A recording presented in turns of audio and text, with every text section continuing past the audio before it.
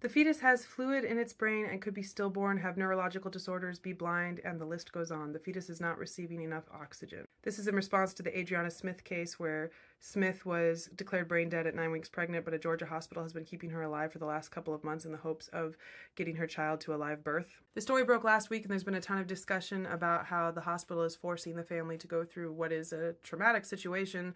And a lot of it focuses on how the family should have the agency to decide, which I think is a reasonable discussion to have. But a lot of it focused on things like this, where it talks about how the baby basically can't possibly survive, or some people will argue, well, maybe the baby could survive, but with a lot of serious disabilities that will make quality of life not worth living, and so on. The reality is that in cases where pregnancy continues after a woman is declared brain dead, the outcomes are variable. One review found that 77% of babies were born alive, and of those, 85% had normal outcomes by the time they were 20 months old. Obviously, the situation is not nearly as good for the baby as if the mother was alive and well for a whole variety of reasons. But to assume that in these situations there's no chance that the baby could be okay, that's not based on data. So it was notable that they published a follow-up article. It says, "We're just hoping he makes it. Family shares update on unborn baby of Georgia mom." The article is another interview with Adriana Smith's mother, April Newkirk, the grandmother of her baby. And Newkirk shared that her unborn grandson, whom the family has named Chance, is continuing to grow.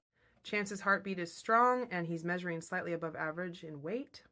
His grandmother says he has his toes, arms, limbs, everything is forming. We're just hoping he makes it. She emphasizes again how frustrating and upsetting it's been that the hospital told the family they don't have any say in this situation, but she also said, "We want the baby. That's a part of my daughter." It's worth noting that the original media coverage of this story only said that the doctors told the family that there might be some fluid on the brain for the baby and they weren't sure how much. That's it.